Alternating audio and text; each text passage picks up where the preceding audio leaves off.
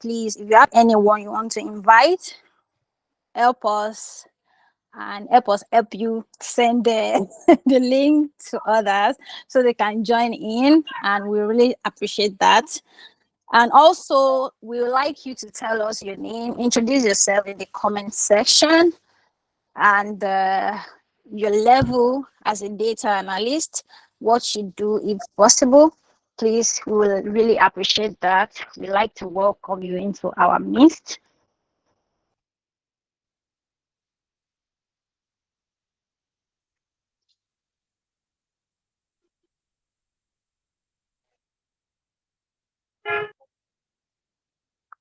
Please introduce yourself and tell us what you do.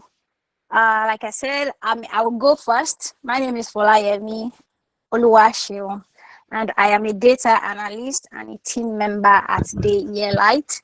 I would also like to know you guys, where you are joining us from, and what you do. Thank you so much.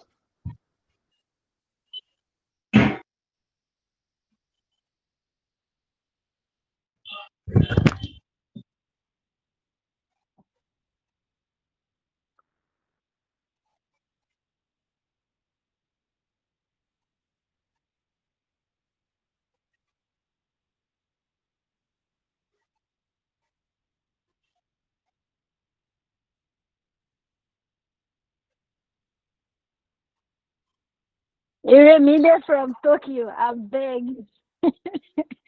Melga, please now. Ejiro from Lagos, Basira from Lagos State. You're welcome. Oyedun Samuel from Ibadan, you are welcome to our midst. Wisdom from Ibadan people, you're welcome. You're welcome. Raji from Iseyin, welcome. You're welcome. Thank you so much for joining us. I know we are more than this. Please introduce yourself, where you're joining us from, and what you do. If you are a data analyst, let us know your level. If you are at the beginner level, intermediate, advanced. Please. Alawa Mustafa from Lagos. Welcome. Bright from Calabar, you are welcome. I see you. There's nobody from Ondo State here. What is going on? Maybe I should put it in the comment section. Thank you. You are welcome, guys. You're welcome. You're welcome. You're welcome. Thank you for being here. This is a soft skill training for the August edition, and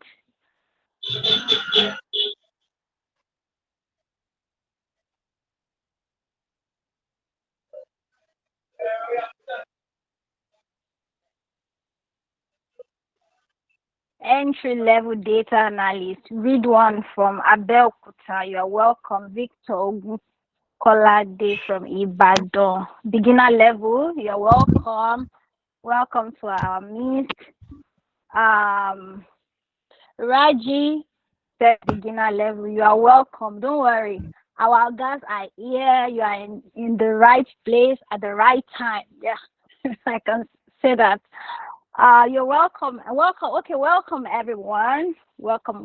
You can please share the link to others so they can join in. Today is going to be an amazing training, and you don't want to miss out. You don't want others to miss out also on what you're about to learn. So I would really appreciate if you could share the link to others to join.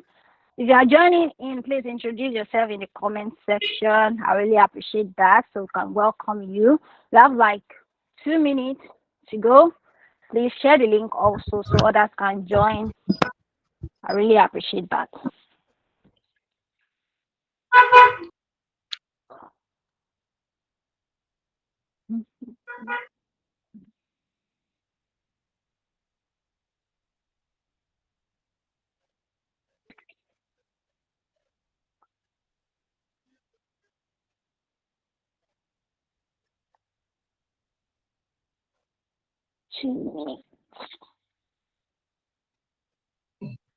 You're welcome to our midst.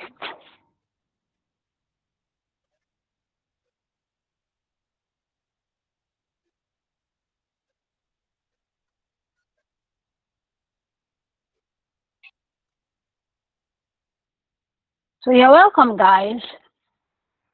And I'm happy to be here. I'm happy to be your host. Once again, I'll be introducing myself. My name is Folayemi, and I am a data analyst and a team member at DAELITES.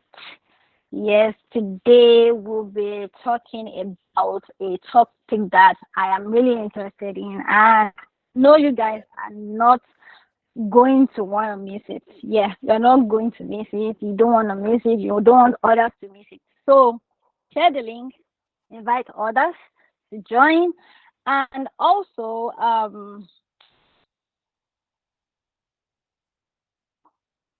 we like to first of all introduce you to one out of our the project going on at DAELITE. So if DAELITE is a community that of highly skilled data analysts um, and mastery in technical and leadership skill. Also, we have a lot of they mentor people, data analysts and data analyst professionals, whether you are a beginner at beginner level, you are intermediate level or the advanced level, or you want a career progression and you want to learn some valuable skills like Excel, Power BI, SQL, or Python. You can reach out to them. That's what we do. And also, we have this amazing project that we are doing, which is the Build Data project. We all know that in this field, you need to build a project. If you don't especially for beginners, you don't have a portfolio and you don't know how to go about it. The community is an amazing place to be. Is a great place to be. So that is what I can say about the elite. And when you join, you know that what I'm saying is the truth and the fact. Yes. So I would like to bring in Basirat to come and present to us the project going on right now at DAELITE, which is also amazing for anyone here or outside as a business owner and as a data analyst. Yes. Uh, Basirat, is Basirat here?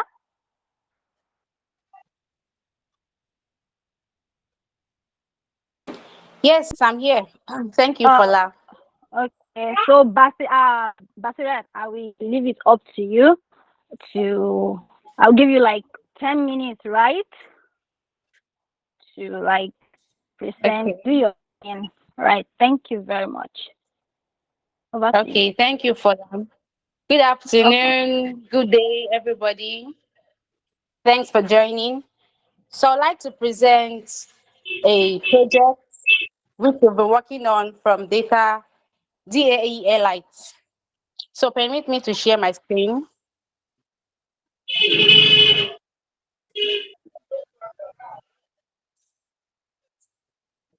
Please, can someone confirm if they can see my screen? Yes, we can see your screen. Okay, okay, okay. Thank you. I can't see your screen. Oh, what about now? I can't see. Huh? What about now, please? I can see it. Okay. What did you say? I can see it. Oh, I can see it. Okay. Thank you very much.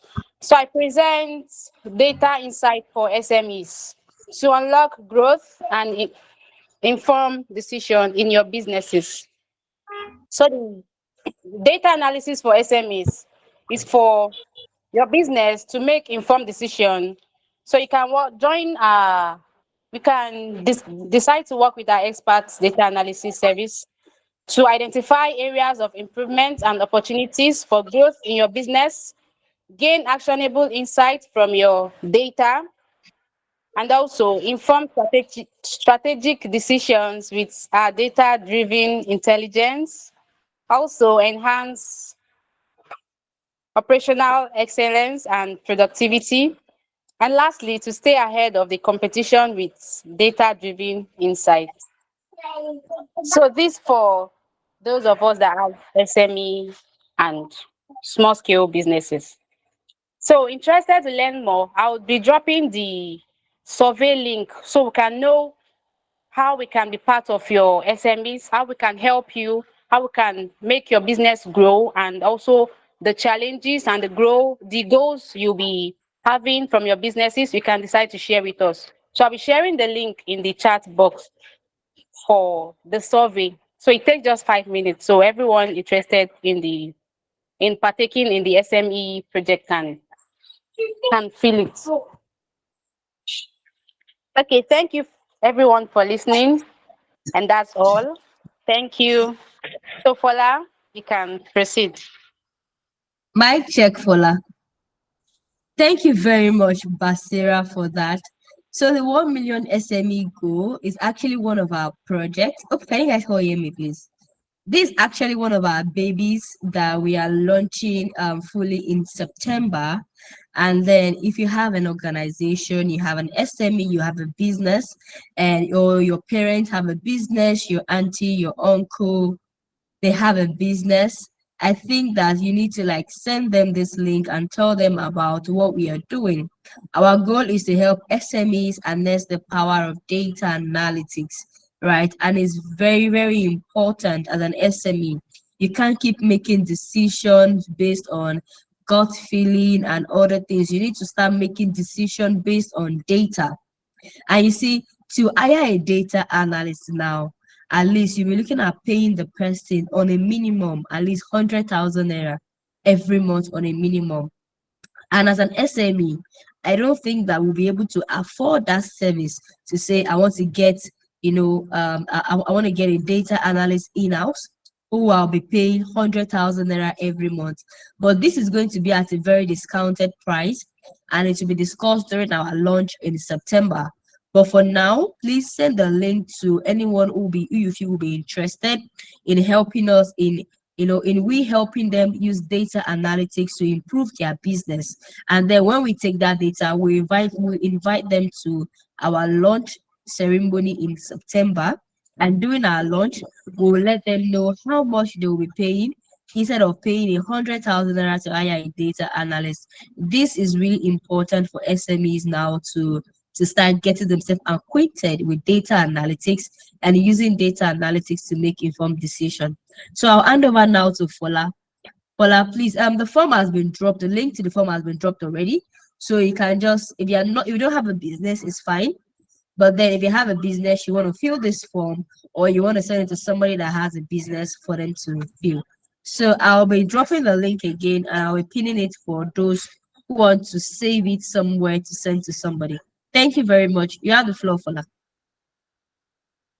All right, all right. On, on to today's business. So thank you so much. So if you have a sister, brother, uncle, cousin, stepsister, step brother, anybody with an SME, small business owners who need data analysts. So instead of paying a huge amount, this is a great offer. You can send it to them if they don't know what data analysis is. Data analysis is what data visualization is. Just send them the form, let them fill it first, and we know how to go about the rest. So we'll do the magic later. So today's business is we want to talk about understanding cloud services for data analytics. So we know data analytics and data analysis is evolving, and people are like going into cloud You hear cloud computing, you hear big data, you hear cloud, anything cloud, cloud, cloud. So today we are going to be knowing more about that as a data analyst. We are going to be our amazing sister. I'm going to be bringing her up. I said she's amazing, yes, because she is amazing. So I'll be introducing our guest speaker, Ejiro, and she's a senior growth manager and a data analyst. When I saw her profile, I was like, this auntie now my girl. So I'll be bringing up our dear amazing person, Ejiro Pepe, to come and enlighten us on cloud services for data analytics. Ejiro, you have the floor, please. And also, before that, please, I'm so sorry. So if you have any question at all, see, I already have my book and pen right here, because I also want to learn. Please write down, get your notepad and write down something. No knowledge is lost. We learn every day, please. So write down your question, and at the end of this session we'll be taking question and we'll be answering every one of your questions. Thank you very much. Ejiro, you have the floor, please. All right, thank you for the introduction. Lawal, your hand is raised. Is it with regards to the form that was dropped earlier, or do you have a question before we get started? Okay, link is not working. Oh, this is someone else. Don't worry, just drop all your questions there. Iremide and the rest of the team is going to respond to you swiftly. I can promise that. Okay, so good afternoon, everyone. I'm excited to to be doing this today. Kind of feel a little different because this is now a different role, of course, on this platform. But regardless, I'm excited to be here.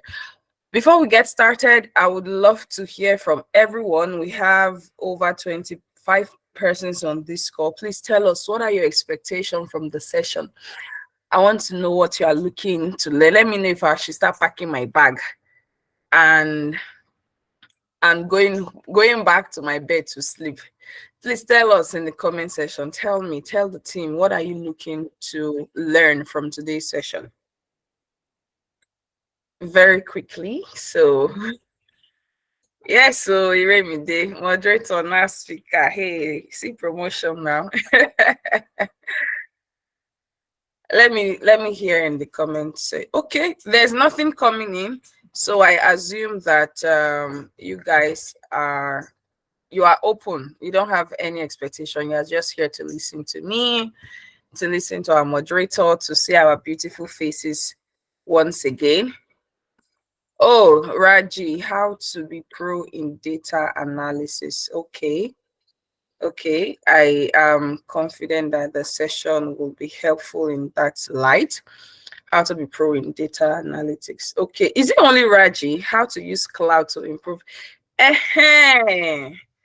Yes, bring it on. How to use cloud to improve my data analytics skills. Very, very, very, very, very, very, what's the word now?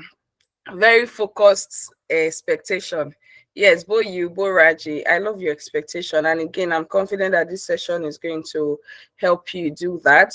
So while others are trying to figure out what they want from the session, we're just going to get right into it.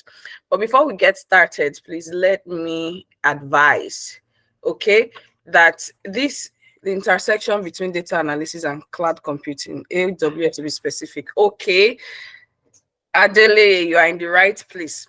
Before we get started, I would love to advise everything we're going to say here. There are things that could help you improve. Like Ire, we always tell us, in your journey, you have to learn to be very good at something. It could be Excel, it could be SQL, it could be Power BI, it could be Python, it could be PySpark, whatever tool.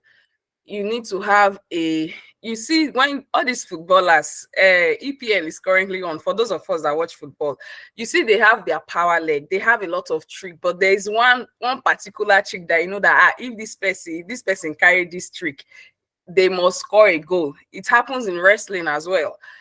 Every wrestler they have this particular trick that you know that if they perform this trick like this, forget it, that opponent is almost gone.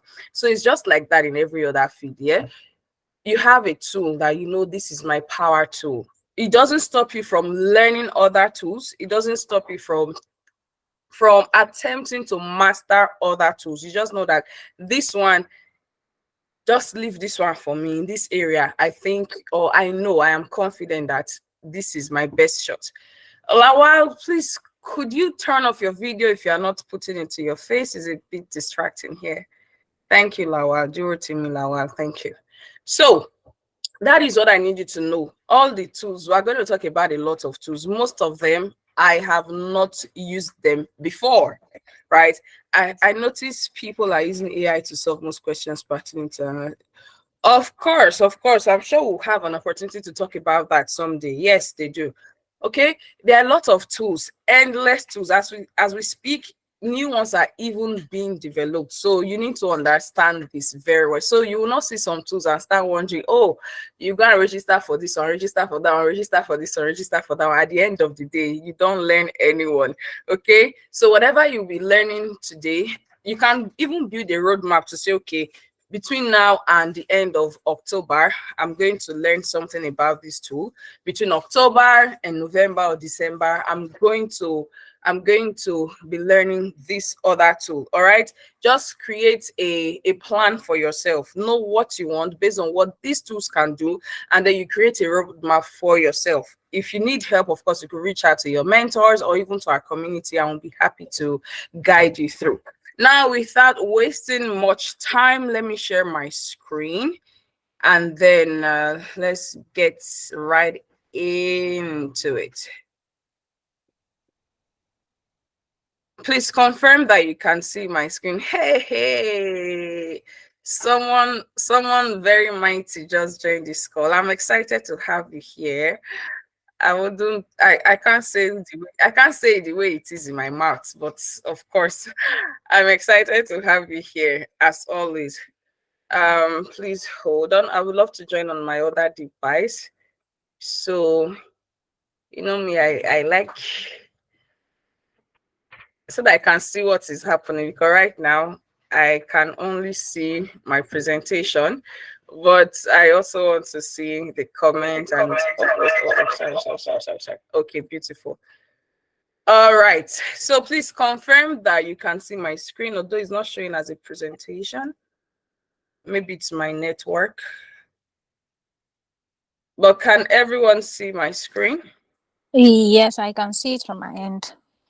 Okay, let me. I can see it from my end. Okay. Um, Let me try from here if it will work.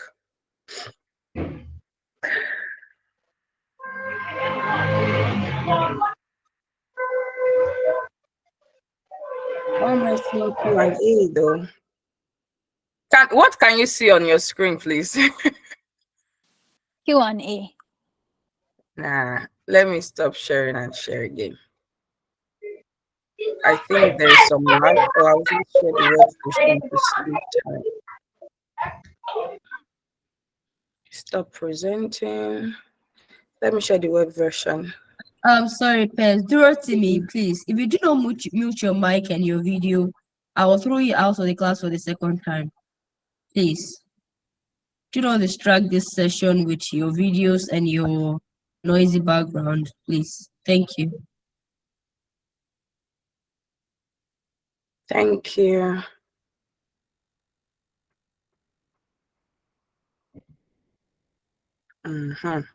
Okay.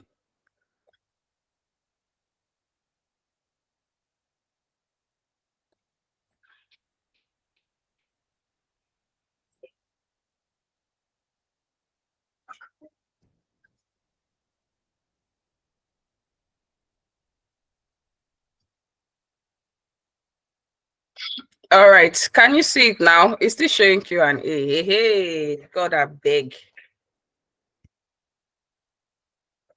Yes, I can see it, but it's still showing Q&A.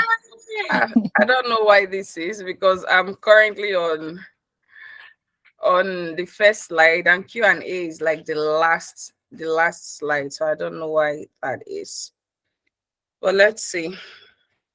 Please, those of us that are network savvy, what do you think the problem is? People that understand network and how it works. Okay.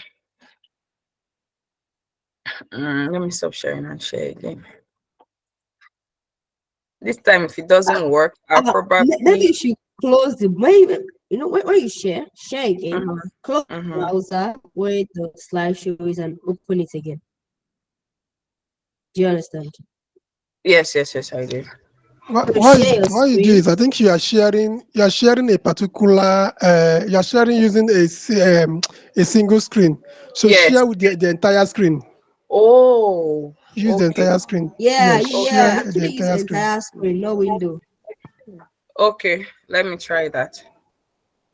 Mm,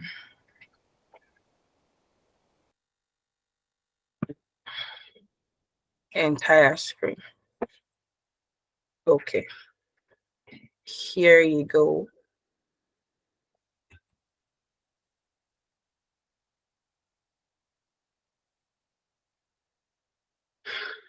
Okay, beautiful. Thank you very much for the suggestion. Thank you. We have network gurus here too. Mm. Okay, so today we're going to be talking about understanding cloud services for data analytics. And like I said initially, whatever tool you see here, don't be frightened, don't get overwhelmed. Just pick out the ones that you think will be helpful for your career based on your trajectory, and then you can leave out the others. So we'll look at basic introduction for the sake of the beginners we have on the call, and then we'll see how cloud services can help us as data analysts. We'll also look at tools that, as a data analyst, you can use tools that are provided by cloud service providers that we can use as data analysts. And then we'll look at some best practices that will jump right into the Q&A session. So firstly, data analytics, according to Coursera, is the collection, transformation, and organization of data in order to draw conclusions, make predictions, and drive informed decision making. And we just talked about this like few minutes ago when Iri talked about our project, the SME Build project. So the essence of data analytics is to be able to collect information, collect data, transform them into information at the end of the day, so we can make informed decision. We need insights from those data. And the key phases involved in data analytics is we have data definition. This is where you define what kind of data you need to collect. And then we have the data collection. This is where you also put infrastructure in place. Where do you want to collect your data from? How do you want to collect your data? And then we move into the data processing, and we have different pattern: ETL, ELT, ETTL, all of that. I'm sure we know what ETL means: extract, transform, and load. And then we go to data analysis itself. This is where you now use your DAX functions. This is where you have to perform some statistical analytics, do some measures to get those insights. And then the last stage is the data visualization. After you've gotten your insights, after you found a pattern, you can now create some visuals around it so that your insight makes sense to a layman that is going to look at it. They look at your presentation, they look at your dashboard, and they'll be like, oh, even without you. For me personally, I like dashboards that explain to me things without me having to come to ask you what does this mean, what does this imply. So when you are doing visualization, I think you should have that in mind as well. Then on the other hand, we have cloud computing, and Microsoft defines cloud computing as the delivery of computing services over the internet, which is the cloud, to accelerate innovation, provide flexible resources, and benefit from the economies of scale. They have different services they offer in the cloud, but some of them include the servers, which most of us, if you've heard about cloud computing, you certainly know this one. We have the servers. This is where you talk about your computing and whatnot. We have storage. We have the storage facility as well. We have databases that concerns us. We have networking. We have analytics that also concerns us. And there are other aspects of it too that I did not put here because of our focus. So if you would love to know more about the services that cloud service providers offer, you can definitely read that up yourself. Now, the next one, we're going to talk about cloud analytics. We've talked about data analytics. We've talked about cloud computing, bringing both of them together. According to QLeak, cloud analytics is a service model in which data analytics and business intelligence processes take place on vendor managed infrastructure rather than a company's on-premise servers.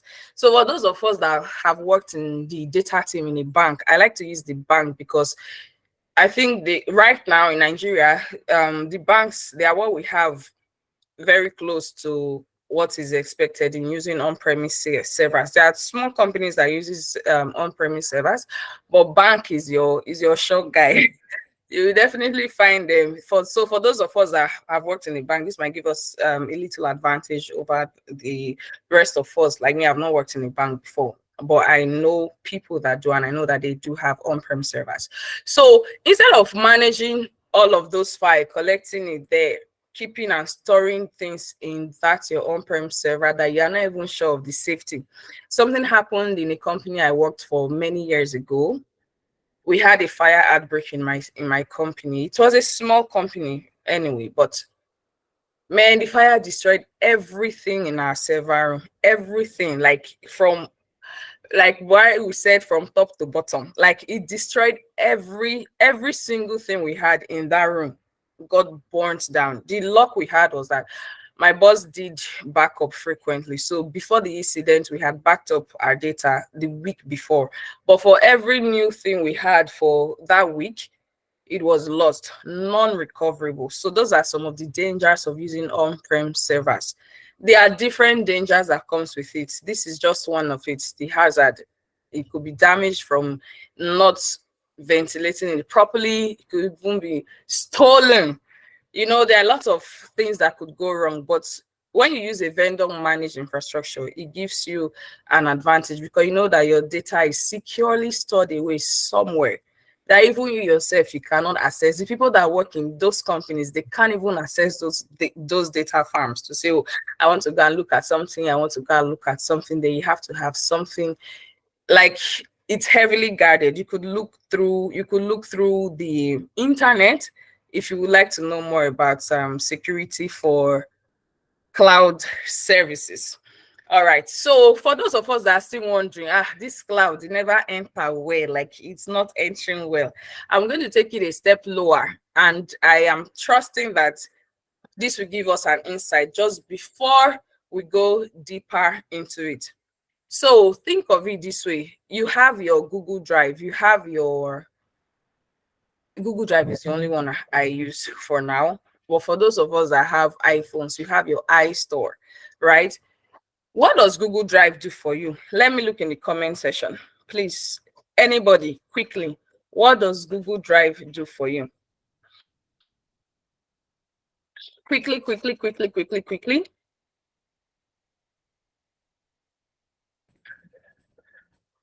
Hey, store doc and all that. Thank you, Wisdom Orogun. Store data on the drive. Thank you, Kabir. Yes.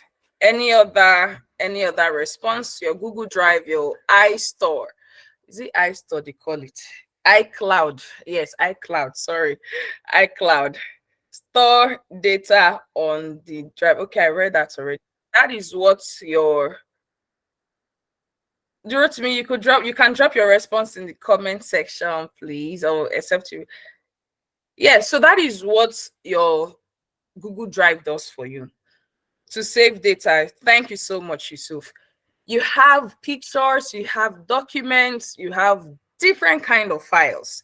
Excel, PDF, Word, images, videos, and then maybe you have limited space on your device, or maybe you are afraid. You know the situation of things with security. If this device is stolen, I'm going to lose every piece of information that I have stored in that device. So what do? I migrate them to the cloud. If I have a document that is very important to me, I open my drive, I upload it there. Or if I need to create a document that is very important to me, I open my drive, and I create the document from there. Alternatively, what we are doing now, let's say after this session, I need to share this slide with everyone. I don't have to start looking for every one of you. Please send me your WhatsApp number.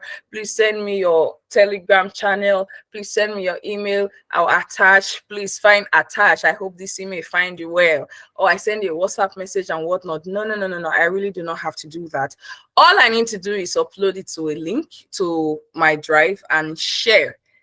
You already know how to do that. I'm assuming that you all know how to do that, or a good number of us know how to do that. You copy the link to the file you want to share, the document you want to share, and you simply share. And you can even manage access. Do you want the person to be able to edit? Do you want them to just be able to view? Do you want them to be able to view and comment? You manage access. That is a tiny bit of what you can do with cloud computing. So I do not have to worry about carrying all my documents when I'm traveling. I do not have to worry about, telling my sister, this is the password to my laptop, this is the password to my phone. No, I can go anywhere because I know I can access my documents from anywhere in the world as long as I have internet. That is why I remember Microsoft's definition of cloud computing: delivery over the internet, because you need internet to be able to access these services. So just to be sure that we are on the same page, is everyone clear with the concept of cloud computing? I'll wait for your okay, Folayemi. Thank you. Bashir, Wisdom. I'm only hearing from Wisdom and Bashir. Joy, I'm seeing your fine picture here. Joy, why are you not saying anything? Abiola, Ibrahim, Tolulokpe. I will call you people out.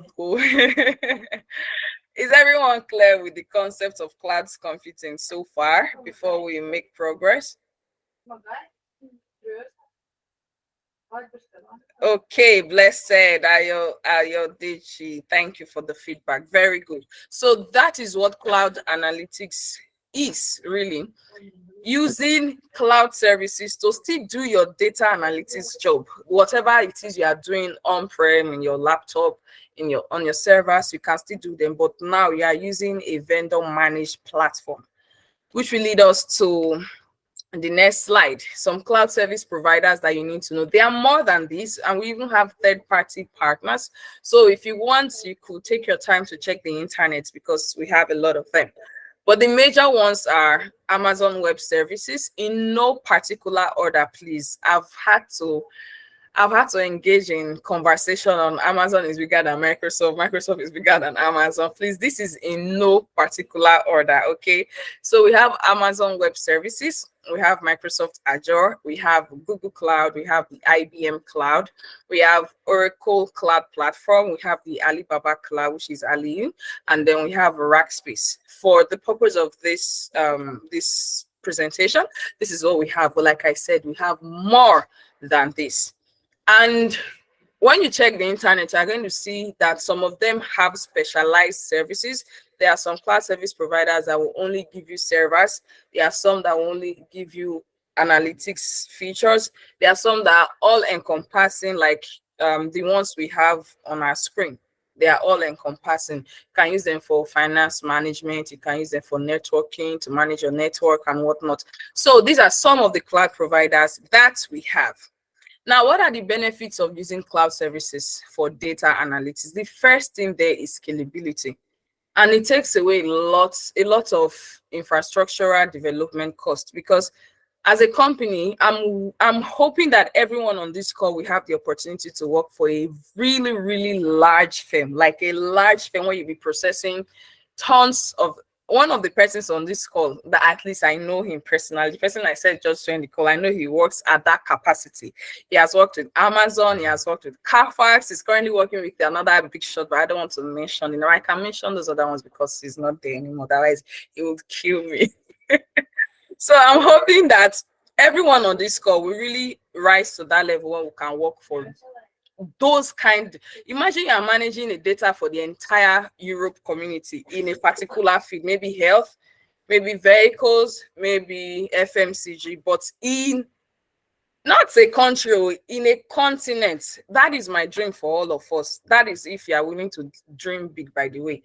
So if you are working in that kind of a setting, you are going to have issue with scalability if you are using on-prem servers, because your IT department is going to either be setting up new servers for you every week or every month, because you're going to be having new data flying by the second. All right. But when you have this, it takes away that. And I'm also hoping that we can become leaders too, because that is very important. You might be a data analyst with, let's say, what's this, Tesla, and you don't have the ability, you don't have the power to make this decision. You know it, but because of your level, you just keep mute. That is why I also encourage people to talk. You can be in a meeting and then someone asks, you can tell them, oh, please, let's migrate to the cloud. Let's use cloud services. And then they ask you, why should we even migrate to cloud? These are things you can tell them.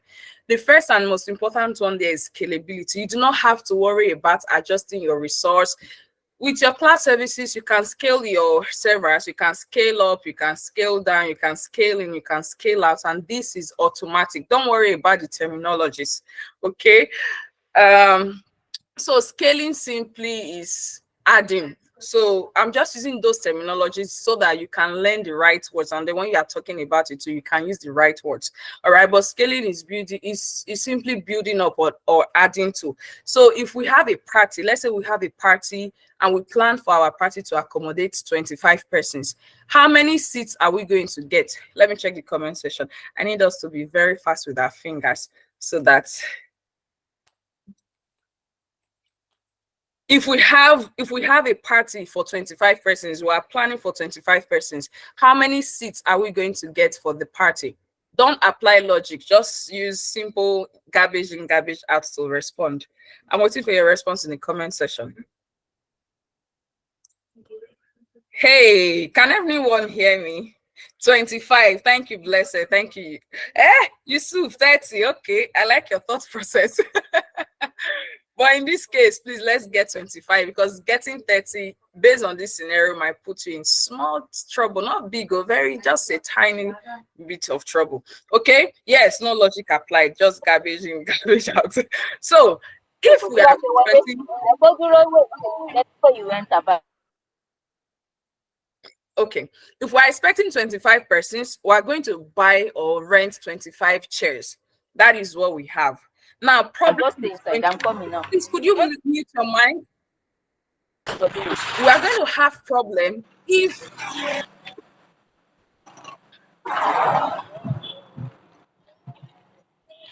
Alade told me, please mute your microphone. Ire, please, could you help me mute the person?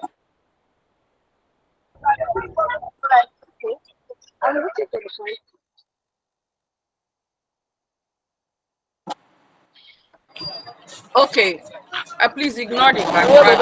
Alade, 300. Ire, please, could you help us mute them?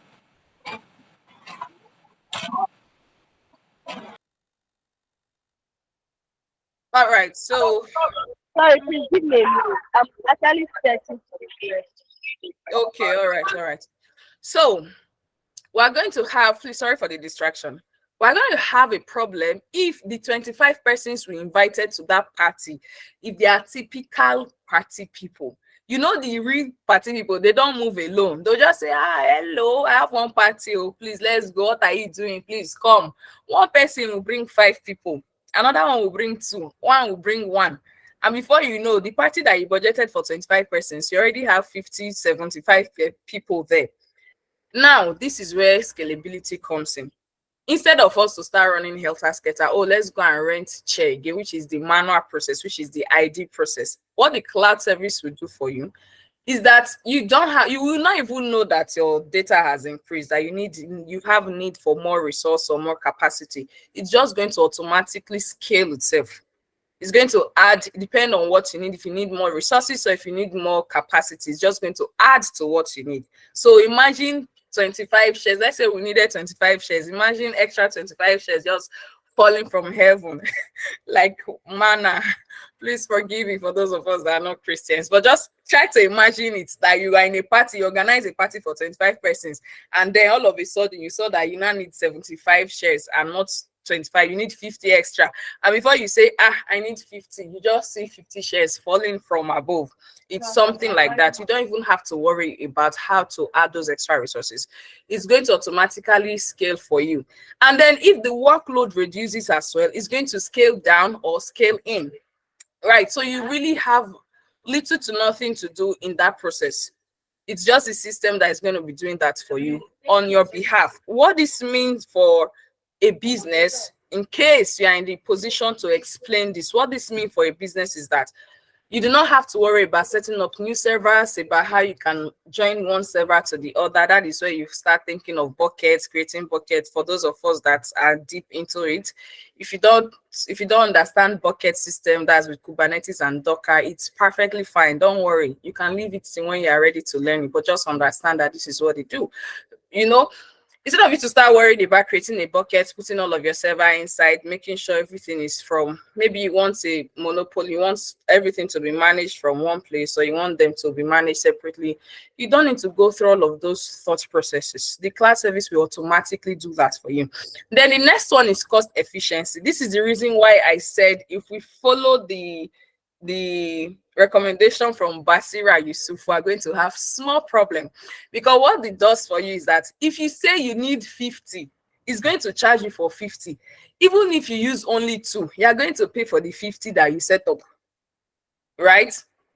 But the cloud now has a very smart system. That's why I always encourage people, if there's anything you are not using, please disable it. Don't run it. No, just go and pause it. Let it not run. Because as long as you have set it up and it is running, it's going to assume that you need that services. There are some services, by the way, that are strictly pay as you go, like it's only what you use that you pay for. But there are some other services that whether you use it or not, as long as you set it up, you're going to pay for it. It happened to me one time when I just started practicing in 2021. I created a resource. I even forgot about it. I had deleted every other resource. One day I just saw bill from Amazon that I'm owing one money. I'm like, where did this come from? And then just for me to check and see that I created I can't remember the thing I created, but it was not even a service. I had to create it for me to be able to use a particular service, and I was billed for it.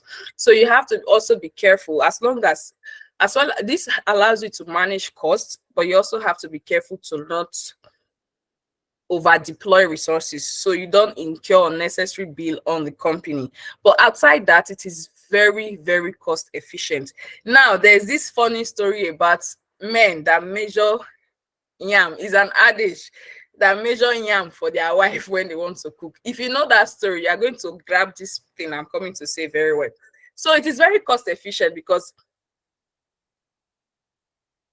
if you go to your kitchen and you cut this slice, even if it's a very thin slice, and you say this is the only thing I want to eat, that is what you get. It's like that with the cloud. So if you go there and say, is this tiny bit of resource I need, it's going to charge you only for that tiny bit of resource that you have set up or that you have deployed, based on whatever resource you set up. It could be a database, it could be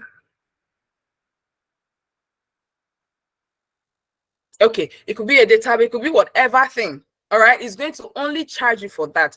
But think of it from the traditional point of view. If you buy a server, whether you are using that server to full capacity or not, you have bought that server, you have paid the full cost for it. If you like, use it. It's just like buying a generator. Instead of buying a generator with 2 kV capacity, you went to buy the one with 5 kV capacity. You have paid. We say you have paid, even if you only need 2 kV. And the problem with things like that is when you start using this is for generator, it doesn't apply to server, by the way. When you start using only 2 kV, the day you now use 4 kV, your generator will be coughing, or sometimes it's even going to start having problems when you use a 5 kV generator for 2 kV generator. Something I've experienced from working as a facility officer in one of my previous companies. All right, but it helps you with cost efficiency. And the next one is performance. So cloud providers, they offer fast, reliable computing infrastructure with minimal latency. So for those of us that have issues with overloading our machines, you have laptop. Your laptop is like, you see these guys in the market, all these people that go to carry loads from women that are coming from bush market. You see how they will load the front of the car, the side of the car, the boot of the car, everywhere is loaded. And then the car will be struggling to move. There was a funny video I saw from somewhere in Asia where when the driver tried to move, the load of the car was moving, like it will raise the car up, and then people were dragging the car down. It is something like that. If your machine is too loaded, by machine now I mean your laptop device. If your machine is too loaded and then it's slowing down, you want to open a software, it's taking 5 minutes, 2 minutes, you don't have to worry about loading your machine with all of those tools. Really, all you need to do, just log on to your cloud services. Everything you need, every resource you need is already there. So the latency time is minimal. By latency time, we mean wait time, how much you need to wait before you can call the data you need, before you can call the information you need. It's very, very minimal. And in some cases, you can even set that. If you want it to be faster, you just pay a little more than the normal latency. I think each service provider, they even have like an agreement to say, this is how many seconds that it will take for this thing to load. And then a form of agreement. The next one is collaboration. Cloud platform. I'm sure a lot of us have experienced this. If you have used Teams, you have used Zoom, you have used Google Meet. This one we are using now. You've used Jira. Which other one can I think of? Those collaboration tools. You've used Google Drive. You've shared a link to a Google Drive file with someone. Trust me, that means you're already collaborating. Now you can see how easy it is. Oh, please share me the link. Oh, please send me the link to this file. Please grant me access to this. Please grant me access to that. So let's jump on a quick call, even with Teams viewer and stuff like that. So cloud platform, they allow team members to collaborate from anywhere in the world. You can be in New Zealand and be working with someone in Canada. You can be in Spain and work with someone in Dubai or Mauritius or from anywhere in the world. You don't have to be together in the same space, which is almost impossible if you are using an on-prem server, because you have to be there to even load the data out, to back it up, and to do whatever thing you need to do to collect the data from the server. It's physical, so you have to be there physical, or except you have a proxy there, you have someone there that can do the job for you while you are away. But with cloud platform, there is easy collaboration. And the last thing we'll talk about here is security. So you have built-in security measures like encryption, access controls, and of course, compliance with data privacy regulation. This is very serious, but we don't take it seriously in Nigeria, right? There are different, we actually have one in Nigeria. I don't know why. I really can't say, I don't work with the government. So if you are collecting people's data, there are some things that you must put in place, some privacy regulations. So cloud platform, most of them are already aligned with those regulations. I think the most common one is GDPR or GDPR or something like that. That's the most common one. But there are other ones too. Some, like, I think that's the problem some service providers have with, I've forgotten the name of the Asian country, because they require you to not take the information of their citizens outside. If you want to provide your service there, you have to put a data farm there, or like put it in their country. You can't take the information of their citizens outside their country. So stuff like that. These people, they already have those compliance, so it's added benefits for you. You don't have to start worrying about visit data regulatory bodies to say, oh, what requirement do we need to meet, and which one do we not meet, and what not. It saves you from a lot of trouble. Then there's also encryption. You can encrypt your data while in transit or while it is at rest. You can also control access to say, oh, this is what you can do, this is what you cannot do, this is what you can see, this is what you cannot see. It allows you to do all of that. Then the next one is, this is where it gets interesting. Again, like I said, please do not shiver. And this is just like very, very, very tiny. If you go on the internet now and type data analytics tools, just put top 100 data analytics tools so that you can have an idea. You will see that there are a lot of them. But don't worry about it. Again, don't worry about it. Just know what they do, what you can use to do what. And then if there's need for you to learn it, I'm believing that there will certainly be need for you to learn it based on the idea I have for everyone on this call and everyone in our community. There will be need for us to learn at least 3 of these tools, if it's small way 3. So just pay attention to what they do, and then we have for different platforms, so you know which one to learn. Some of us prefer AWS, some of us prefer Microsoft Azure, some of us prefer Google Cloud. Some of us actually prefer IBM, but for the purpose of this presentation, we're only going to look at AWS, Azure, and Google Cloud. And Google Cloud was a suggestion from a very, very good friend of mine, because if it's just for me, I wanted to do just AWS and Azure, but he said I should do for Google Cloud too. So everything you are seeing from Google Cloud, all thanks to him. So firstly, data storage. This is where we talked about the server, on-prem server.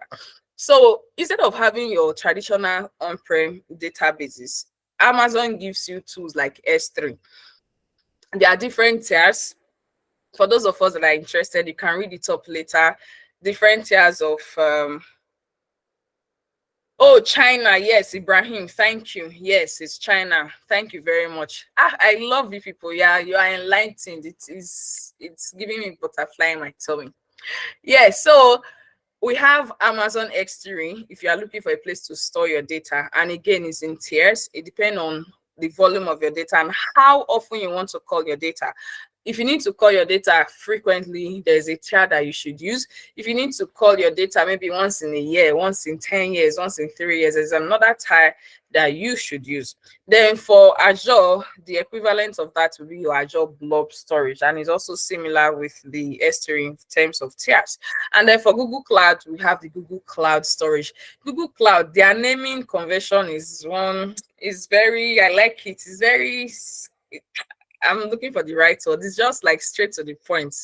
No paparazzi. You see Amazon now, S3.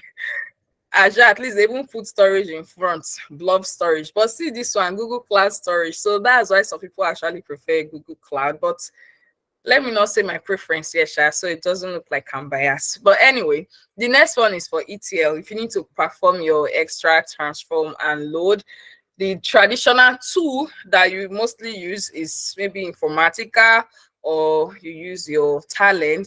And in most cases, people use Power BI for that. Personally, I've used Power BI for that as well. But these are the traditional tools that you could use for that. For AWS equivalent, we have the AWS Glue. For Azure, we have the Data Factory, of course. And then for cloud, we have the for Google Cloud, not just cloud. For Google Cloud, we have the Google Cloud Data Flow. Then for data warehousing, like warehouse is where you store your processed data. You know, we have data in different form. You can read more about the types of data. There are some raw data, they are just everywhere, a mixture of everything. Then there are data that are clean. For example, just maybe video files, audio files, images, text files. They are very refined. So that is what you use your warehousing for, to store those kind of clean data, processed data. Then for your raw data, you can use data lakes to store them. That is what the data lake does. Therefore, warehousing, we use it to store our clean data. So normally you could use your Oracle or your SQL server to store those. The AWS equivalent to be your Amazon Redshift. And then the Azure equivalent to be your Synapse Analytics. Then for Google, it will be the Google BigQuery.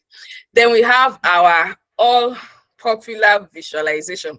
Data visualization, this one, most of us can visualize data. I'm believing that most of us can visualize data here. So you have your Power BI and Tableau, very standard. For AWS, you have your quick sites. The thing is very funny. If we have time, I'll just show you. See, I've already opened it up there. If we have time, I will just show you what it looks like and how it looks like, really, very briefly. So For Azure, of course, we have the Power BI. And then for Google Cloud, we have the Google Data Studio, which some of us are very familiar with. Then for data processing, big emphasis on big data processing, you have your Apache Hadoop. Then for AWS equivalent, we have the Amazon EMR. Then for Azure, we have the HD Insight. For Google Cloud, we have the Data Proc.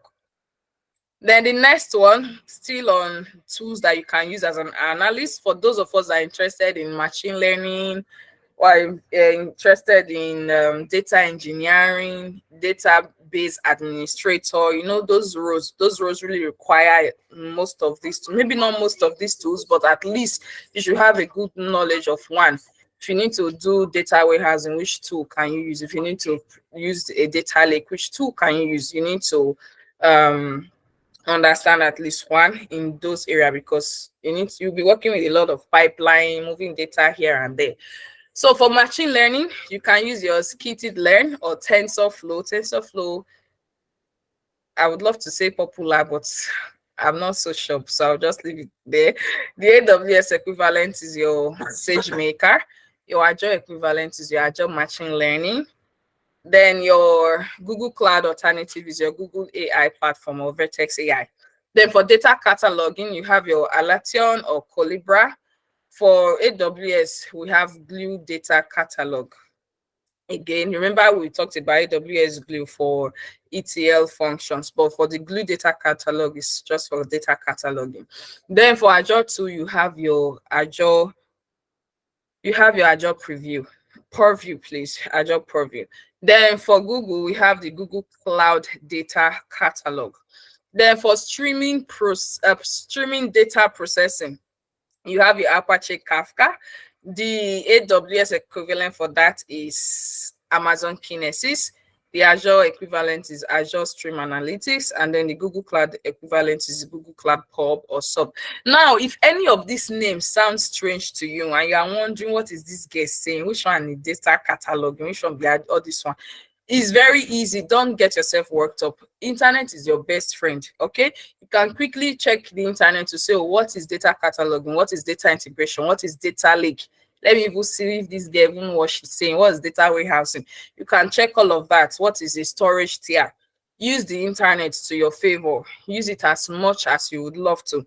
And then you can check all of those information. And I'm believing that after now, you will do further research and you will not just rely on this less than 50 minutes of conversation. You do deeper research and then see what you really need for your journey based on your projection, based on what you want for yourself in this data world. So moving on, for data integration, you can use MuleSoft or Dell Boomi. For the AWS tool equivalent is the AWS App Flow. Then the Azure equivalent is the Logic Apps, which a good number of us are familiar with. Then for Google Cloud, you have the Google Cloud Functions. Then for Data Lake, we have the HDFS. For Azure, the AWS function is that for that is the S3 plus lake formation. Remember, we said lake and warehouse is all for storing data, and S3 is about storage as well. So you add lake formation to it based on the nature of data you're coming to store. And then for your Azure, you have the Azure Data Lake Storage. And then for Google Cloud, you have the Google Cloud Storage plus Data Pro. So if you look at Google Cloud and AWS, they have a similar functionality, like the way it's functioning. The plus, it's similar, but for Azure, they have their own thing for that. They have something for that. Okay, so the next one, we're going to look at some best practices. After we've talked about all of this, what do you need to put in place so that you will not create trouble for yourself or for your company or for the customers that you are collecting their data? All right, so the first one there, according to TDAN, you have to implement a robust data governance framework. So if you're not at the upper level of If you're not at the upper level of affair, maybe this might not concern you, but the no knowledge is lost. You can also understand how this is done. So when you get there, it's easier for you. And if you are not there, most likely you'll be handed this. When you join a new company, they will give you their framework.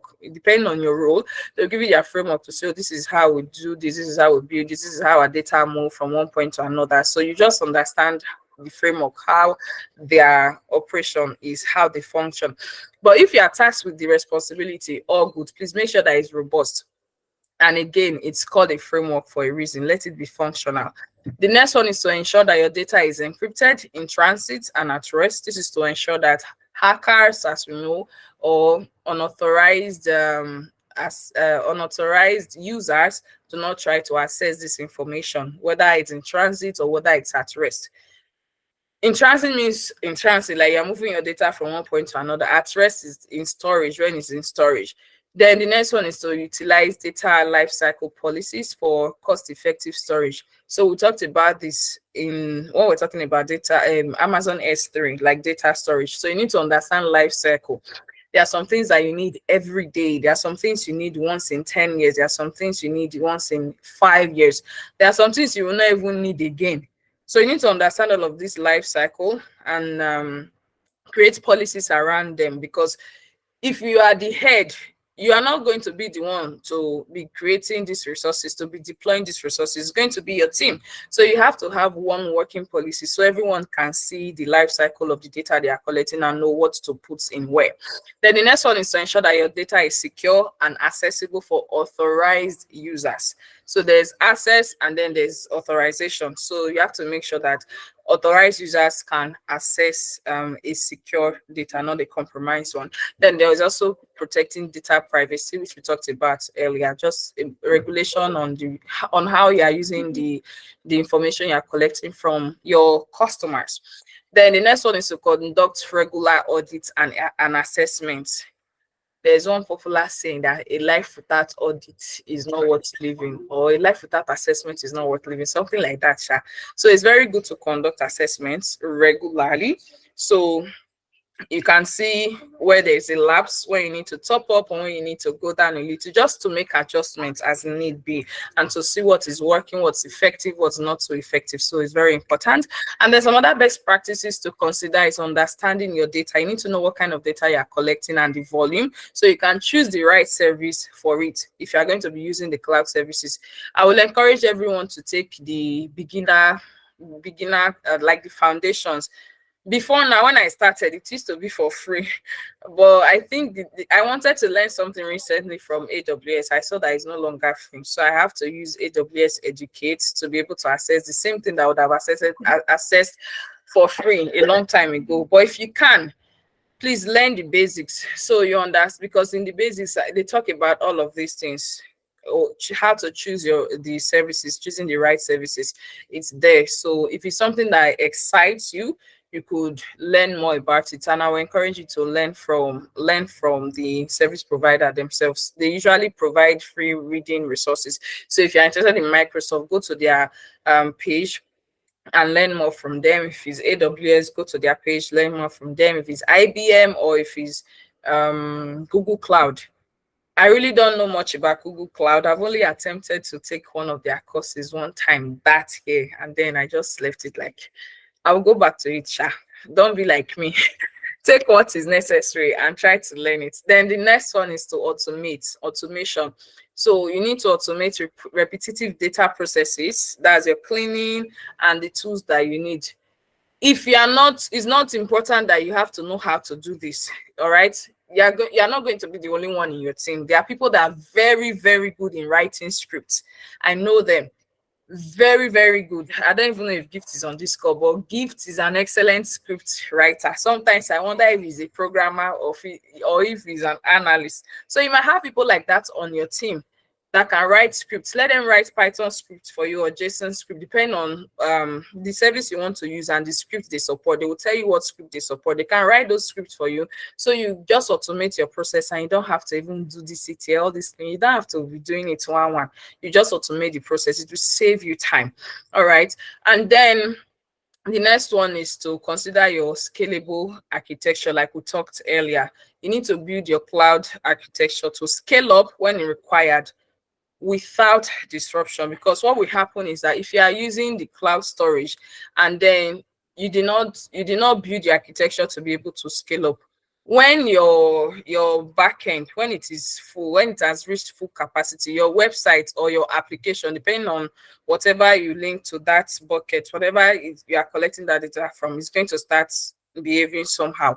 That's when you see something that this site is down, oh, this thing is not functioning, or this that is not functioning. You might have some trouble, and you might even lose data, because if it's full and people are trying to, let's say customers are still there are still influx of data, though they are not going anywhere, it will just confuse the system. Where should I put this one? Where should I put that one? So you need to consider scalability when you are building your architecture.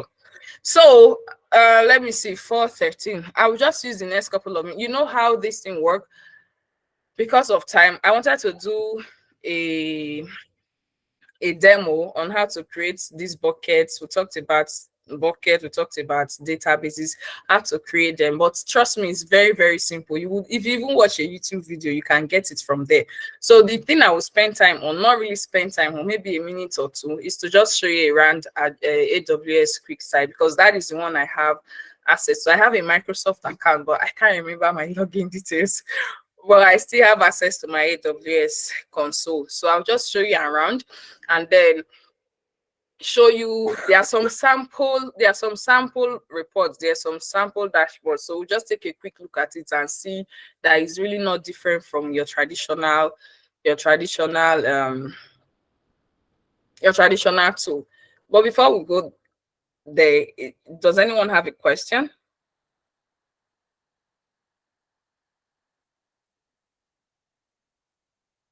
Okay, I will assume there's no question for now. So let me just show. I've already opened it to save time.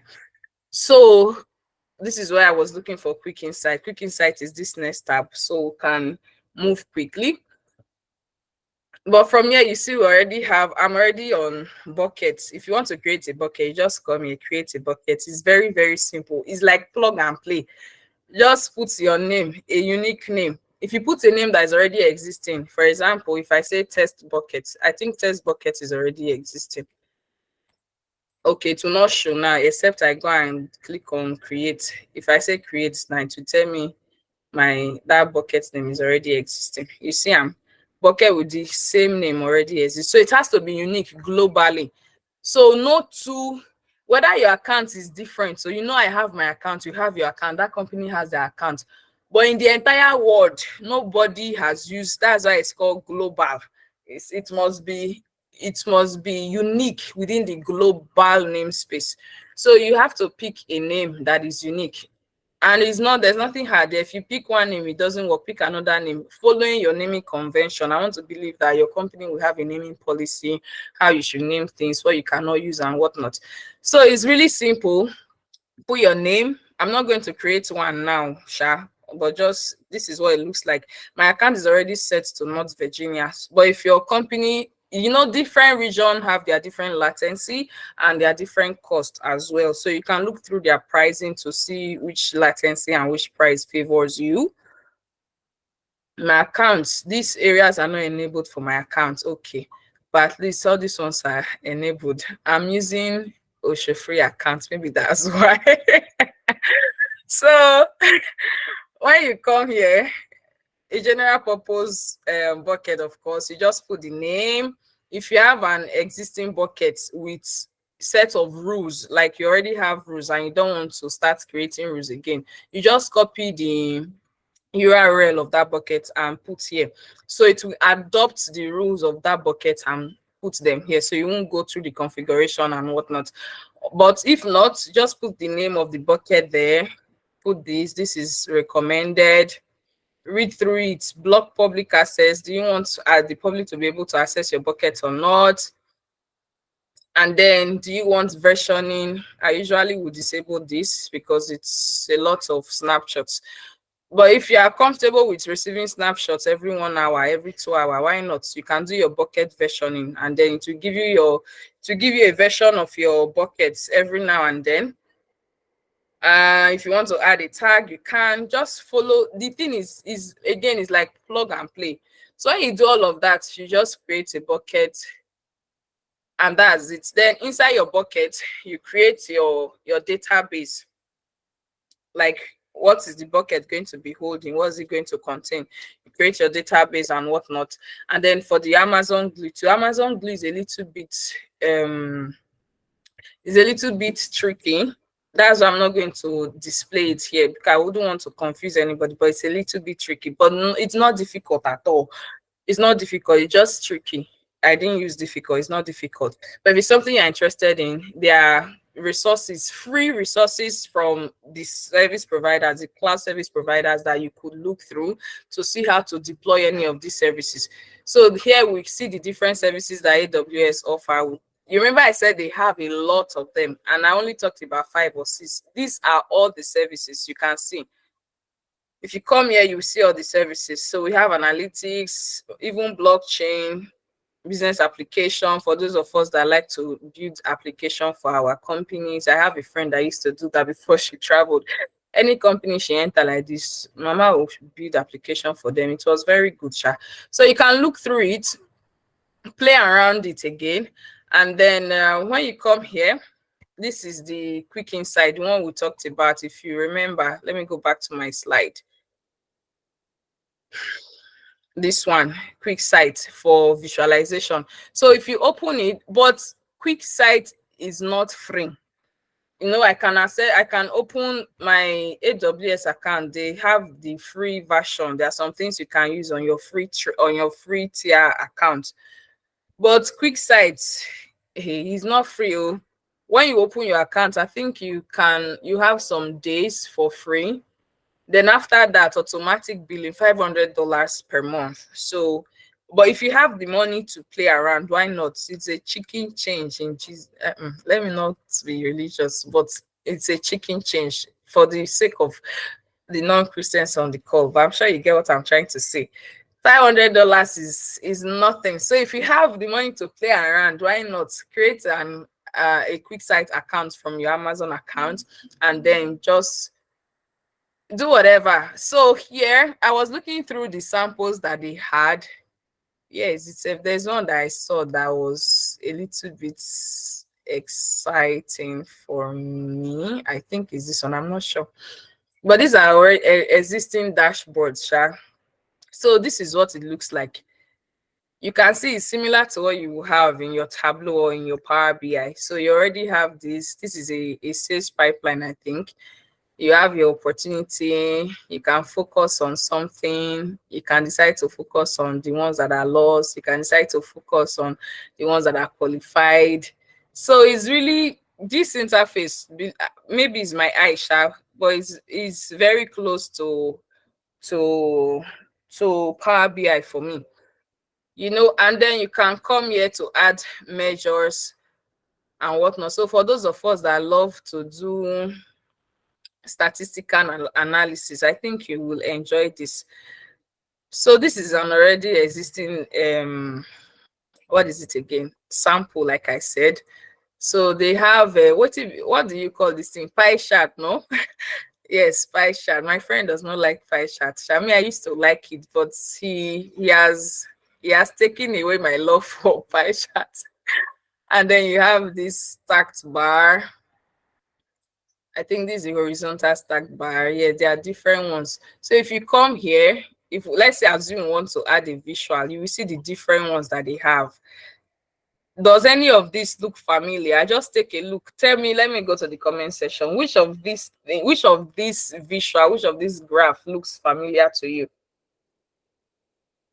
So that it will not look like I'm the only one that thinks this thing is very similar. Look at this. Oh, all of them is gift. You are here. I'm happy to have you here. Gift is one of the person I was telling you about that loves to build up. That gift. This is the gift. Anywhere you see him, hold him tight. So let him help. He can help your career data wise. Thank you for joining the call. Donut charts, line charts, stack column charts. Okay, beautiful for Yemi. Yes. So you see, No, please don't run away. Wisdom said all of them. Very good. You see, there's nothing strange here. They even have this one. Me, I like this thing a lot.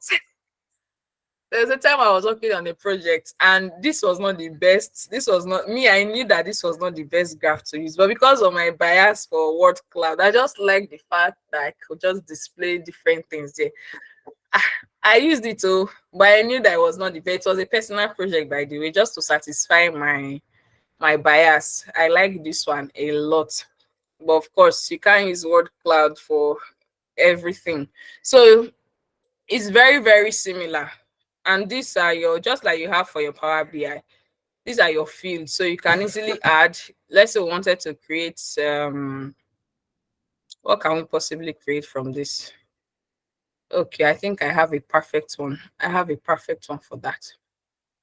There's one pipeline like this that I saw that had to, Sankey diagram is one of my oh, Sankey, yes, I saw that Sankey. I saw it, but I didn't explore it at all because I've not seen it. I've not seen how it worked before. Recent loved one. Maybe I will join you and start loving it too. I saw it recently, but I've not explored that before. Let me see this one. Heart attack. Okay, I think this is plain. So let's say we wanted to do this. What can we possibly do? Okay, male or female. Yeah, we can use that. Let's use this one. Yes, gender. Gender. So you see, very simple and straightforward. And unlike other platform, here you can edit directly from here. You just click on this, and then you can edit your parameters instead of having to go through all of this this menu here at the side. You can just click on what you want. For example, we can change this color from here. No stress. It's a point and kill. Hit the nail on the head. So yes, so because of time, but you see that the interface is, for me, I think the interface is simple, but I mean, I can't say for everyone. And I think that the interface is also very familiar. So please take your time. You can explore it. If there's anyone that caught your attention that you really want to know more about this tool, you can check, and then you build up from there. So at this point, I'm going to be taking your questions. Any question? If your question is too strong, me, I will run from the call because my bosses are here. They are going to quickly jump on and take the question. So, but let's hear your question. Oh, Adele, thank you. Why are you laughing now? Chair, I cannot run. I will run though. Of course, if you register for the session, you are going to have the slide. We'll share the slide with you if you registered for the session. And if you've not registered already, you can still register, and then we'll send you the record of the session, including the slide as well. I am assuming that that is the only question. Okay, people have their hands raised. Fola, you have the floor. Thank you very much for the amazing session. I've learned more. My pleasure. So for someone who for a data analyst and someone who's just starting a career, like, and want to like go into like cloud computing and all those stuff. So which one do you think is like good to start with? That's not so complicated, and because I tried out Google BigQuery recently, Google Cloud Storage, and I really like it because there are free data sets in there that you can just use to practice and stuff. But I didn't explore other things inside the cloud. So I only worked on Google with Google BigQuery and stuff. But for others, like that, for the one that has like career progression and all, which one do you think someone can learn and just add to my knowledge base? Yes. Okay, I'm going to answer that question from my experience. So just take what resonates, really. If you have a plan, it's easier. So for someone that is interested in business intelligence, you have a way, you have a road that you are going. For someone that is interested in database administrator, your path is very, very different from someone that is interested in becoming a business intelligence analyst or specialist. You have two different paths, but you are all analysts, you are all in the data world. So the first thing I would recommend is to know your path, and it's okay to change along the way. You could want to be a data administrator today, and then tomorrow you just want to be plain a visualization expert. There's a name they call them, I've forgotten. Their own work is to just create visuals for you, right? A business intelligence expert. It's okay. But when you have your path, it's easier. So if you want to become, let's use the data analyst, which is like the first, at least, where we all start from. If you want to become a data analyst, what do you need? You need to be able to pick up data from wherever who is collecting that data have stored them. You need to be able to clean that data so that it is usable. If you see sites like Kaggle, you see that when you go there to pick data set, they tell you the rate of the usability of that data. Someone have made sure that data is usable. You need to be able to do that. And then you need to be able to perform your DAX function or statistics or whatever measures, whatever function that you need to do to draw whatever insight that you need to draw. And you need to be able to visualize. I think these are 4 things that are important for someone that just wants to be an analyst, a data analyst, regardless of whatever sector. So you already know 4 core skills. It is not the only skill, but at least the 4 core skills that you need to know. So whatever you will be learning will revolve around these 4 things. What tool can I use to improve on my ETL functions? What tool can I use to improve on my visuals? What tool can I use to make my data cleaning process faster? So it will guide you on what tool you should learn. Now you know what tool to learn. If you want to explore cloud services, it is different for different people. Again, this is based on my personal experience. When I was learning, this is what I did. I started with Microsoft. I learned with Microsoft because their terminologies is very easy for me to understand. I started with Microsoft. It might not be the same for another person. For another person, it might be Google Cloud. For another person, it might be AWS or even IBM. I started with Microsoft. I understood the core. That was where I started from. I understood the core. It was very, very easy for me. And then when I got the concept, if I hear this, I know what you are talking about. If I hear that, I know what you are talking about. When I got that confident, I explored AWS, and AWS now it became very easy for me because of my existing knowledge on Azure. Because trust me, there are similar things. It's just the naming convention. For me, it was a naming convention that was a little bit that was quite unique for both services. And then it was easier for me to explore AWS because I already had the foundational knowledge I needed.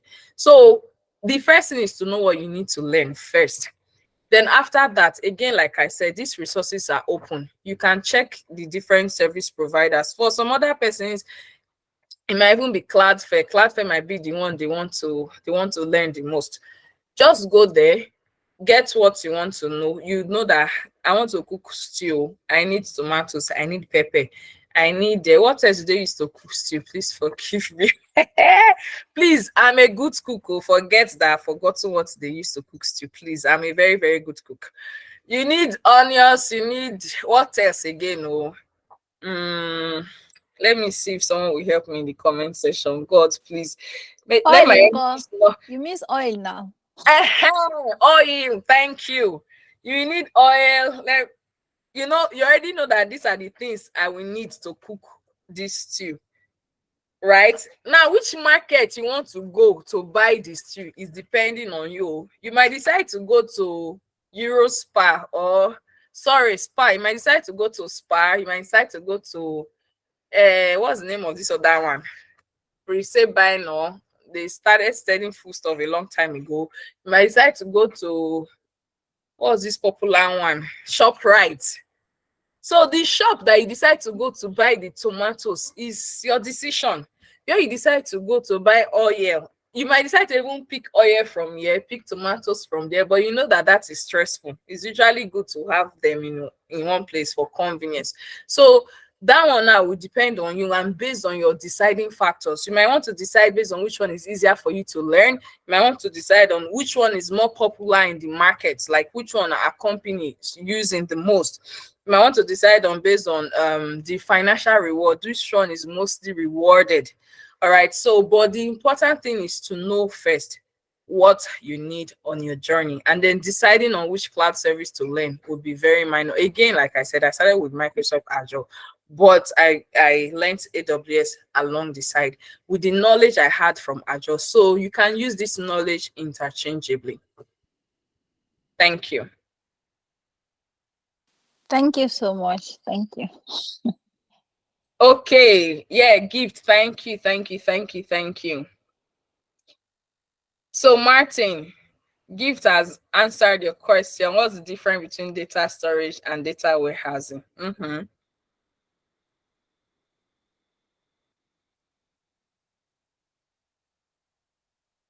Okay. So, any other question? I think that's the only question here. That's the only question here that I see. Any other question, guys? In the absence, okay, someone's hand is raised though. Abdul Samad. Yeah, thank you very much for the presentation. Mhm. It's a pleasure to be part of the session. So my question has to do with is there maybe a certification for each of the vendors Of that course. someone chose to learn from? Of course. Okay. Of course they are. At the time I started learning, most of those things were free. I think they just wanted us to like get into the space so quickly. Really, that's what I think. Oh, because most of those things were free. But right now, I think even if you learn, I don't know if those vouchers and all those things, I really don't know if they are still available. But there is certainly certification. I have my AWS CCP certificate. I think it's going to expire next year. I have my Azure AZ104. Sorry, AZ204. Yes, the one for the foundation. I have that too, and I got those vouchers for free. I wrote my exams. I passed on my first trial. So there are certification for all of them, even IBM and NetCloud. All of them, they have Red Hat too. All of them have certification depending on what you want or where you are going to. So it's one thing to learn, to have the knowledge. It's another thing to get certified. But the one I'm not sure of is how to go about with the discounted or free vouchers. I'm really not sure how to go about that anymore. But when I was learning, I had access to free vouchers. If that answers your question. Does that answer your question? Yes, I understand. Okay. Thank you very much. All right. Adeleye. Is there a difference in AWS data engineering and AWS data analytics? Okay, I'm going to answer this question from without the AWS in front of it, like data engineering and data analytics, because it could be any platform. So again, engineering, as you hear the word engineering, what do engineers do? If you need to build a house, you need an engineer. If you want to construct a building, you need an engineer. If you want to build a road, you need an engineer. So you are seeing where I'm sure you are seeing where I'm going with this. Engineering is all about like building. And what are we building here? The infrastructure. So the engineer is the one that please, they carry spanners everywhere. Please don't kill me. It reminds me of my lecturer. He always has marker, pen. You will see the man dressed so fine. He's a professor. When you check his pockets, even the one inside the coat, different color of markers, and he'll tell you that this is how you know I'm a professor. So this made me laugh. They carry spanners everywhere. So all they do is build. Right, your data engineer is the person you need to build your data infrastructure for you. For example, how are we going to collect this data? They are the one that are going to set up your pipeline. How is this data going to move from point A to point B to point C to point D to point E? They are the one that, so if you have a messed up data flow, you need to hold your data engineer in the neck. Hold him in the neck, because they are the one that's supposed to make that process seamless and easy for you. It's all about infrastructure, right? Why the analyst is self-explanatory. The data analyst is the one that will go fetch the data, like collect the data. Your engineer will come now. The engineer has built, let's use a building, for example. The engineer come, designs, get the architect. Okay, we do this, we do that. Let me not go that. As I mentioned architect, I remembered another role. But let's not go into that. So the engineer comes, and then the building is fine, everything is okay. His own work is done there. Whether you have chair in the sitting room is not his business. Whether you have TV in the sitting room is not his business. His own was to give you the infrastructure to build your house for you based on the requirements from the architect. Now, after they have built that, you need someone that will come and look at the house, maybe an interior designer, that will say, oh, okay, based on this space, we need to put beds there, we need to put this there, we need to put that there. That will beautify everything and make the house make sense. All right, so that is what these guys do on the analyst side. After you have built this beautiful pipeline, we see how our data is moving up and down. We cannot do anything with that. If the boss is not someone that is data inclined, they most likely cannot do anything with that raw data. So you need someone to pull out that data, process it, clean it up, and make sense of what we are seeing there. All right. If you have access to view a backend data, maybe you should try. Especially, it will be good if you have a website or a platform that collects all kind of data, not this structure and where you have name, surname, email. That one is very structured. Have something that have it collects everything together, and then you have an idea what we are saying. Nobody can make sense of that. So you need someone to put all of this data to say, okay, let's come here, let's work. And then you begin to separate them, put them where they're supposed to be, collect the one you need to make the insights that has or needs to be made. And then you now create the visuals at the end of the day, or you create a report, the insight, because at the end of the day, you need to do a report. It's very, very recommendable. Okay, people need to see, okay, this thing that you've been analyzing is money. Wait till come outside. We need to see wait till come outside. Your boss needs to see wait till come outside. Your team leaders, your team members, they need to see wait till come outside from it. So that is, I don't know if it makes sense. Let me see who again. Adele, yes, Adele does that. And okay, all right, thank you very much. You could also check the internet for more information. Sharp brain with dreadlocks. Gift, please don't kill me. Okay, gift. Fola, you have the floor. I'm assuming there's no other question though, but you have the floor. Mind check, Fola. All right. Thank you very much for that amazing presentation. I hope everyone has learned a lot from this. And for more information, please reach out to join our community. Yes. Join our community. Your questions, all your questions will be answered. Join the DAELITES community. And the link will be dropped in the comment section. And please, we need your review on this session, what you've learned so far, and what you want us to do if you need any help. If you are a beginner data analyst, senior data analyst, or whatever level you are, the community is the best place to be. All your questions will be answered. And if you already signed up for this meeting, for people asking if they will get the presentation, or the file for this meeting. It will be sent to you, and also you can join the group, can join the community. The link will be dropped in the chat box. I don't know if Remide is here, please. So yes, the link for the community will be dropped in the chat box so you can join. And also we have some training going on in the community as well. You want to learn data tools like Excel, Power BI, SQL, Python, whatever level you are, it's the best place to be at affordable price.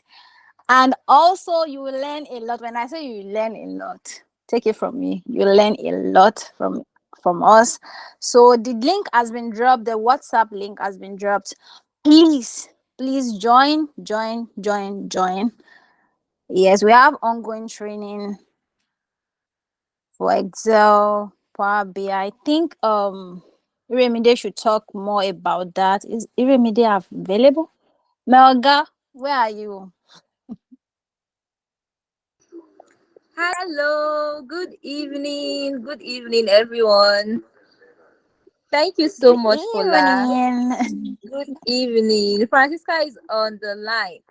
So I hope you're all Okay. excited to have me here. Of course, anytime Francisca is on the line, she comes with good news. So will I call myself Santa? So I bring you good news, and I know that you should be very excited to grab it, please. Thank you so much, sir. So, my name is Francisca. I'm the project coordinator for training, and it will interest you to know that Power BI Academy is starting tomorrow. Yes, tomorrow. So, if you know you want to register, please and please, I'm going to drop the link now to join this group. And once you join this group, just introduce yourself and we are going to reach out to you. Okay, so why should you register for our Power BI Academy? Of course, a lot of academy, are training people in data analysis. But why should you register with us? Why are we special? So let me tell you now why we are special. If you register with us for Power BI, our 6 weeks Power BI intensive training, yes, intensive training, a mentor will be assigned to you. Do you know what that means? That means that as you're learning, this mentor is going to be checking to make sure that you're following. When you have any one-on-one question that you don't want to, say in class, you can just reach out to your mentor, and this person is going to give you all the attention you need. So this person is going to be like a guide for you in Power BI. And it's not just a person, it's an expert, a professional in data analysis, a professional in Power BI. So this Power BI expert is going to be a mentor to you. And then you have one-on-one talk with this person. You all know the importance of having a mentor in our data journey. It is very, very important that you have a mentor, which is someone that will be accountable for you, someone that can lead you through the paths and everything you need. And we are going to do that for you for free when you register for this course. And you will have access to our build data projects.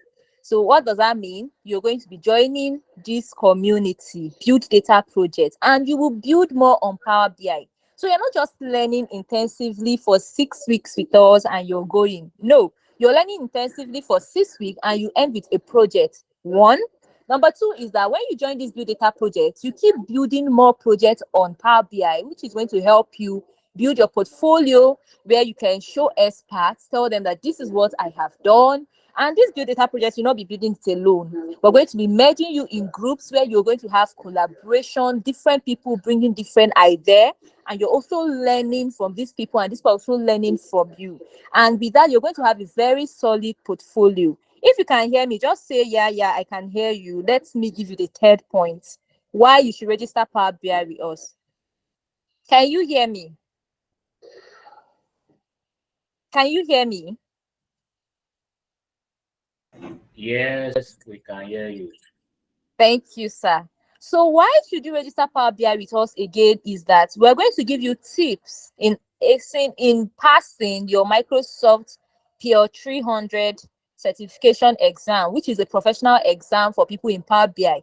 And you know how important this examination is. So apart from the certificates we're going to be giving you, you're also going to, register for this exam, and you're going to pass this exam. And apart from that, you're going to have hands-on projects. You have a lot of projects to do on Power BI. Even once you're done with your projects, all you have to do is reach out to your mentor, and your mentor is ready to review all your projects before you put them on your portfolio. And this class is starting tomorrow, 1st September, 3 to 6 p.m. For the fee is only 50,000 naira. 50,000 naira only for you to register for this course and all the package. I've not named all the package. When you register, I'm going to give you more package that is coming with this course. And it's going to be 6 weeks intensive training. Apart from that, you're going to be seeing Francisca every Sunday also when you register for this course, right? So do you think you're going to register for this course? Let me just do a quick analysis right now, a quick survey. Do you feel you are going to register for this course? Okay, I'm going through the comment section right now. Give me your honest review, your honest opinion. Do you think you would love to register for this course? Yes, we can. Okay, thank you, Abigail. Abigail said yes, she can.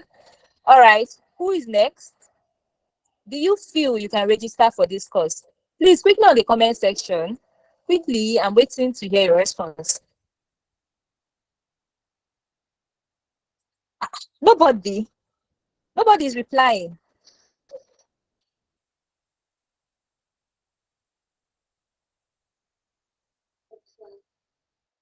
Wisdom, Adeyemi, Aladi, Bisola, Bashir, Jay, Gabriel, Ifeoluwa. Nobody is saying anything. Do you think you'd register for this course? Okay, Abigail said, we can hear you. Okay, thank you. So not for the registering. Anyway, if you want to register for this course, I put the link is on the comment section. Join the group. You're still working on Excel. Okay, thank you, Wisdom. That's nice. That means get ready after your Excel. You're going to register for Power BI. So just click on this link, right? Even if you're not sure, you want to register, click on this link and let's discuss more. Okay, if you want to ask any question, if you're not clear about something and you want to reach out, just click on this link on the comment section and we'll talk at length. Okay, so even if you're not sure, feel free to click on the link, join, and let's discuss. Okay, so thank you so much. I really want to thank Ejiro for the wonderful presentation. Like, that was really amazing. I learned a lot. Thank you so much, Ejiro, for the wonderful presentation, for everything you do for this community. It's interesting to know that Ejiro is a soft skill project coordinator, and she took it upon herself to do this presentation herself because it is a very important topic. So I hope you learned a lot like me, because I learned a lot. If I start saying all my take home, we're not going to leave this call. But because we need to leave and I cannot say all this take home right now, thank you so much, Ejiro. We really appreciate you. Fola, thank you so much for the wonderful coordination. Thank you so much. I learned a lot, and I know we all learned a lot. So everyone, please, before you leave, can we just react and thank Ejiro before we call it a day?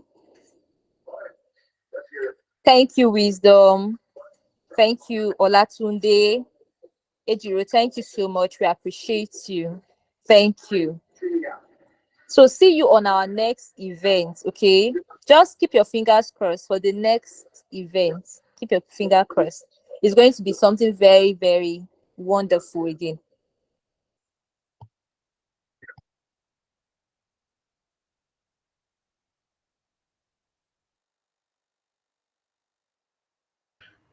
Adele, your hand is raised. Do you have a question?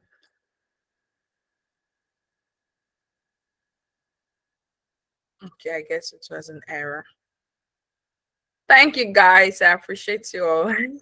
Enjoy your weekend and Thank have a you, everyone.